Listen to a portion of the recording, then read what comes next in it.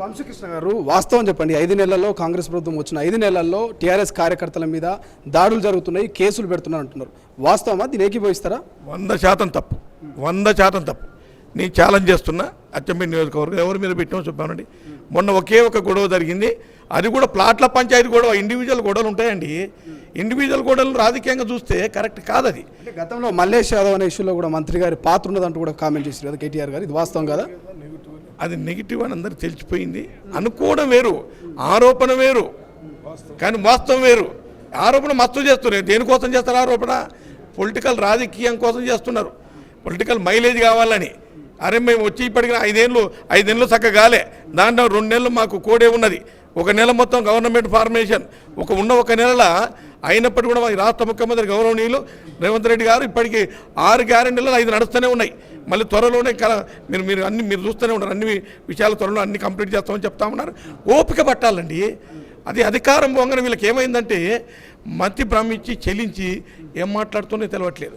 ఆరోపణలు ఎప్పుడు చేయాలి తెలుసా? వీళ్ళు ఆరోపణ చేయాలి, తప్పు కాదు. ఎప్పుడు చేయాలి?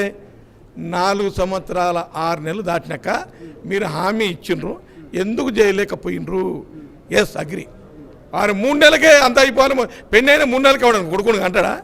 అటువంటి ప్రొసీజర్ ఉందా? 9 నెలలు ఆగాలి కదా. మరి ఆగుతలేరు. వాళ్ళు పెళ్ళి అయితే పిల్లలు ఎప్పుడు కడతాం అంటుండ్రు. దానికి లిమిట్ ఉంటుందండి.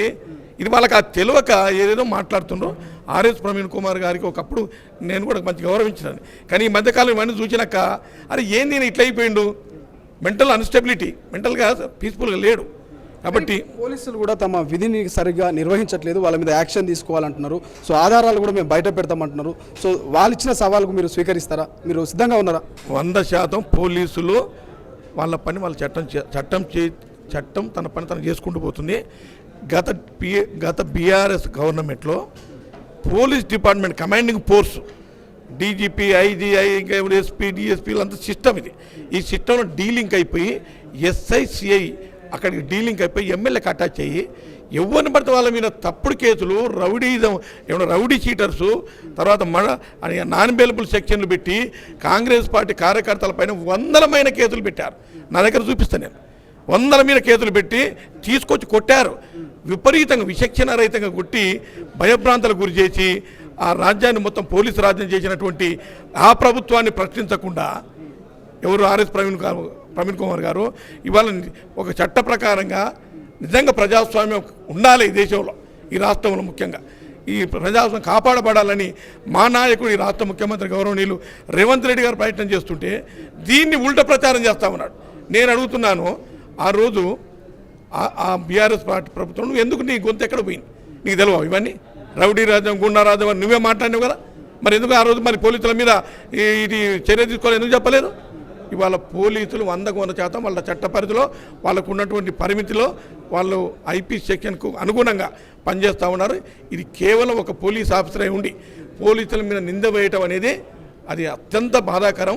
ఆయన పోలీసు అంటే ఐపీ సెక్షన్ గౌరవించాలని భావిస్తూ ఉన్నాను. చిన్న కేసుల మీద ఏదేదో మాట్లాడుతుంటాడు. చిన్న వాడదగడం ఇవాళ అది మర్డర్ కేసు అనేది కొల్లాపూర్లో, దానికి వేరే కారణాలు ఉంటాయి. దానికి రాజకీయం కోణం పెట్టి మా మంత్రి గారిని డిఫేమ్ చేయాలి, గవర్నమెంట్ని డిఫేమ్ చేయాలని ఒక అక్కసుతోటి చేస్తున్న ఆరోపణలు తప్ప దాంట్లో వాస్తవాలు లేవు. కానీ ప్రధానంగా వాళ్ళు చేస్తున్నటువంటి ఆరోపణలు కావచ్చు, కామెంట్స్ ఏంటంటే ముఖ్యమంత్రి గారికి సంబంధించిన జిల్లా కావచ్చు, ఇక హోంశాఖ కూడా ముఖ్యమంత్రి గారి దగ్గరనే ఉంటుంది. ఎందుకు త్వరితగతిన న్యాయం చేయలేకపోతున్నారు? ఎందుకంటే చనిపోయిన వ్యక్తి సామాన్య కార్యకర్త అంటున్నారు, మాజీ ఎంపీ కాదు, మాజీ ఎమ్మెల్యే కాదు, ఎందుకు ఇంత ఆలస్యం అవుతుందంటూ వాళ్ళు ప్రశ్నిస్తూ ఉన్నారు. ఆలస్యమే లేదు, దాన్ని ఇన్వెస్టిగేషన్ నడుస్తుంది. ఇన్వెస్టిగేషన్ త్వరలోనే దోషులు పట్టుకుంటారు, త్వరలోనే జైలుకు పంపుతారు. ఏదైనా కానీ ఒకటి మనకు సూత్రం ఉంది, 100 మంది దోషులు తప్పించుకున్నా పర్వాలేదు దోషులు, కానీ ఒక్క నిర్దోషి కూడా శిక్ష పడకూడదు. ఆ సూత్రం మీద అన్ని ఎంక్వైరీ అయితేనే ఉంది. ముఖ్యమంత్రి గారు చెప్పడం జరిగింది. మంత్రి గారు కూడా ఆల్రెడీ మా కంటెస్టెడ్ ఎంపీ క్యాండిడేట్, అదేవిధంగా కాబోయే ఎంపీ గారు కూడా మన డీజీపీ ఆఫీస్కి పోయి ఇది త్వరితగతిన చేయమని చెప్తా ఉన్నారు. ఎక్కడ కూడా మేము అడ్డుకోవట్లేదు. ఇది జరగాలి, వాట్ ఈజ్ ఫ్యాక్ట్ అనేది బయటికి రావాలి. కానీ దానికి కొంత టైం పడుతుంది. కానీ నిన్న దానికి ఇవ్వాలనే కావాలంటే కాదు కదా, దానికి కొంచెం టైం పడుతుంది. ఇన్వెస్టిగేషన్ జరుగుతుంది. ఇవన్నీ కూడా త్వరలోనే ఇవన్నీ కూడా సమర్చిపోతాయి. అసలైన తొలి వెలుగు. ఫాలో వాట్సాప్ @తొలి వెలుగు official.